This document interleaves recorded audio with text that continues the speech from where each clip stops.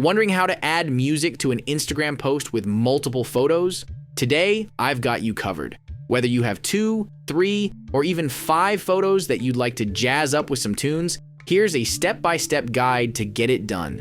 Fire up the Instagram app on your device. Tap the little plus icon located at the bottom center of your screen to start creating a new post.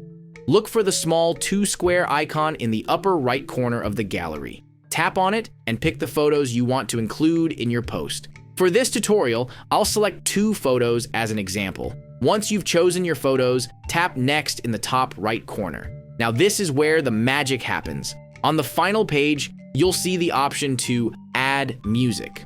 Tap on it, and Instagram will show you a variety of song recommendations.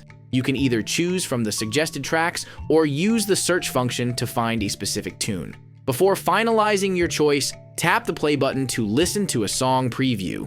If you find one that complements your photos, you can adjust its starting point by dragging it back and forth.